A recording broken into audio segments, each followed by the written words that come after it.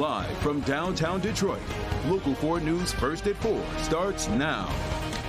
As we come to you first at 4, communities across Metro Detroit under a severe thunderstorm watch for the next 6 hours. Here's a live look outside. Skies are sunny right now. It's a beautiful day, but clouds are expected to move in tonight. We've got some haze sticking around as well.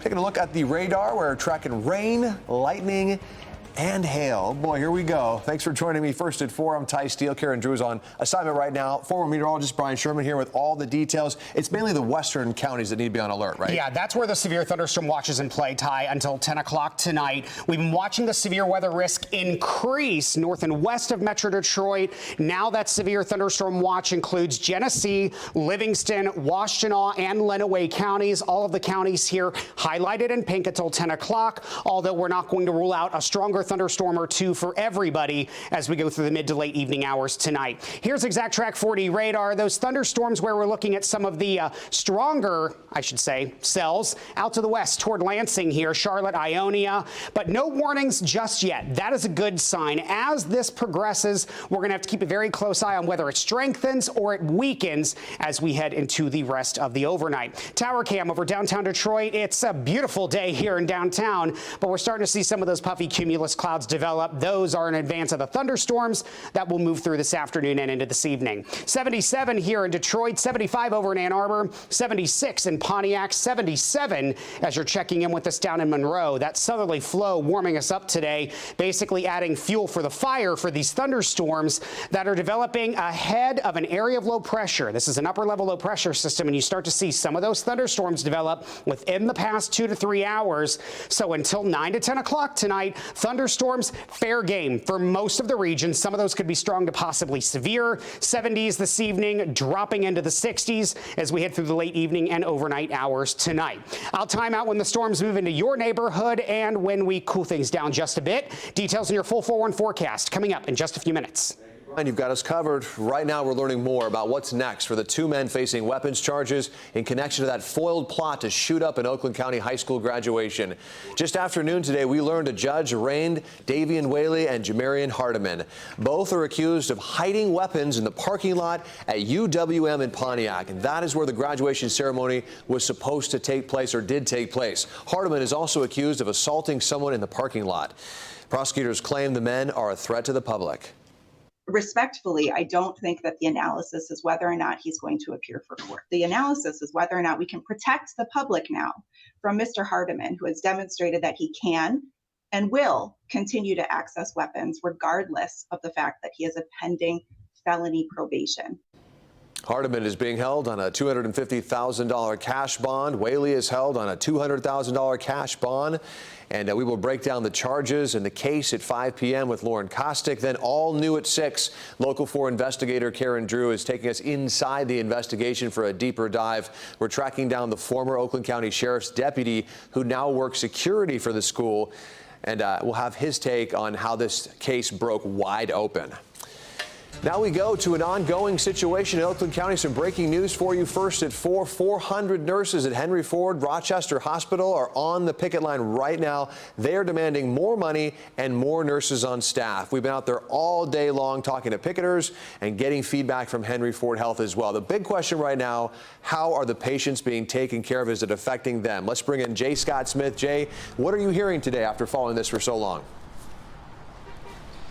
Yes, good afternoon, everybody. And as you can see right now, just across the street over there, the picket line is continuing to roll along. As you mentioned, nearly 400 members of the OP-EIU Local 40 walked off the job this morning at 7 a.m. over what they're calling unfair labor practices. Now, according to the union, the nurses want to earn more money and have a ratio of nurses to patients to keep everyone safe, and they're adding that the hospital has been putting its own needs before the safety of its patients. Now, the hospital is also using replacement nurses who are crossing the picket line to work there in their place this week. I spoke with Danielle Drouillard, the union's vice president, and she says that a strike is not what they or anyone wanted. We've had petitions, we've had informational pickets, we've been going to community meetings, we've been going to city council meetings, we have been putting pressure on the hospital. We wear buttons and stickers at work, and all of these things, they don't seem to care. And so it culminates and it pressurizes and pressurizes until it gets to something like this. We don't want to be doing this, but nothing else is getting their attention. Now, Henry Ford Hospital has put out a statement as well addressing the staffing ratio issue, saying that, quote, we staff our hospitals based on patient volumes and other factors. Mandated staffing ratios hinder our ability to adapt to varying patient conditions. Now, this strike is expected to last for the next 3 days. And coming up on Local 4 News at 5, we'll look into the idea of having just a 3-day strike. Plus, we'll also hear more from the union as well as from Henry Ford Hospital. We're live in Rochester. I'm Jay Scott Smith for Local 4. Let's get back to Ty in the studio. Jay, thanks so much for the update. Appreciate it. Detroit's historic Ford Pette plant is in need of some serious repairs. But without federal dollars, officials are worried they won't be able to keep it up to date. The Pette plant is known for being the birthplace of the Model T. It's located on Pette and Beaubien near I-94. Officials want to separate sewer and sanitary lines, something that wasn't as common back when the plant was built 121 years ago. However, grant money from Washington, D.C., unfortunately is drying up, leaving the projects like this up in the air. Infrastructure is not sexy. Toilets are not sexy, unfortunately. But, you know, just like in your home, you need your bathrooms, you need your kitchen, and in our case, as a public facility, we need an elevator. They're just absolutely essential amenities. Now, we're told 60% of visitors are from out of state and 15% are international, making this a huge tourist attraction. Anyone interested in supporting can donate or become a member at DetroitPaquettePlant.org. Nearly 30 people are in custody as protests continue against immigration raids in Los Angeles. Those protests are turning increasingly violent as the crowd was breaking car windows, spray painting city buses. You see a fire started right here by protesters. Many videos show people throwing rocks at police vehicles. Police are responding with flashbangs and tear gas and rubber bullets, some of which are hitting protesters. President Trump sent around 300 National Guard troops to the area to try and regain control. Now, 2 Michigan gubernatorial candidates on both sides of the aisle are weighing in on the decision. First, we begin with Jocelyn Benson. She says she is, quote, appalled, calling it a tyrannical abuse of power, referring to Trump's response. But Eric Nesbitt strongly disagrees with that sentiment, saying, quote, as governor, he will never let criminals burn down cities. Also causing a stir today, the Trump travel ban from a dozen countries to the U.S. is now in effect, and that includes nations like Libya and Iran, but also Myanmar and Haiti. The ban does not affect U.S. permanent residents or travelers with existing visas. The president says it's due to security concerns after a recent attack in Boulder, Colorado, by an Egyptian man who overstayed his visa and was in the country illegally. All right, let's take a look at the stock market. It is closing numbers right now on the upswing today as the United States and China are talking trade deals. It's having an effect on the market. Here's a live look at the New York Stock Exchange's big board. The S&P 500, as you can see, is nearly at a record high right now. On Friday, it hit its highest level since February.